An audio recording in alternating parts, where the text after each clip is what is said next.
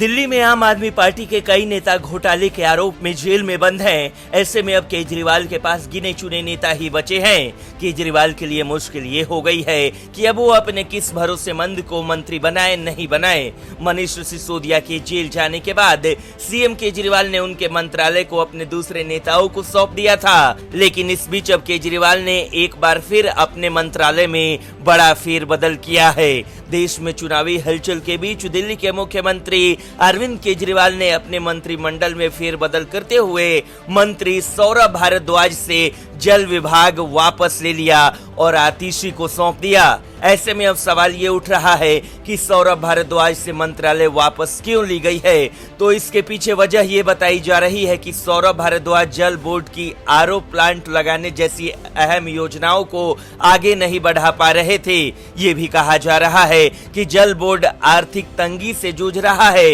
इससे जल बोर्ड के रोजमर्रा के कामकाज के अलावा कई अहम योजनाएं रुकी हुई हैं।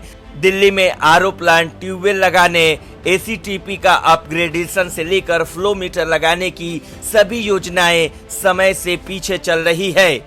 वहीं दूसरी तरफ पर्यटन, कला और संस्कृति विभाग की जिम्मेदारी सौरभ भारद्वाज संभालेंगे, जिन्हें अब तक आतिशी देख रही थी। केजरीवाल सरकार में एकमात्र महिला मंत्री आतिशी के पास अब 13 विभाग है। बता दें कि अगस्त में राज्यसभा द्वारा दिल्ली राष्ट्रीय राजधानी क्षेत्र शासन संशोधन विधेयक 2023 पारित किए जाने के एक दिन के भीतर भारद्वाज से सेवा और सतर्कता विभागों की जिम्मेदारी भी ले ली गई थी। इससे पहले आतिशी को जून में वित्त, नियोजन और राजस्व विभागों का प्रभार दिया गया था। इन विभागों को पहले कैलाश गहलोत संभाल रहे थे। भारद्वाज और आतिशी के विभागों में बदलाव के कारणों को लेकर दिल्ली सरकार की ओर से तत्काल कोई प्रतिक्रिया नहीं आई है। केजरीवाल ने इस साल मार्च में भारद्वाज और आतिशी दोनों को अपने मंत्रिमंडल में शामिल किया था। इन दोनों ने सत्येंद्र जैन और मनीष सिसोदिया की जगह ली थी, जो उस समय केंद्रीय एजेंसियों द्वारा उनके खिलाफ दर्ज मामलों में जेल में थे।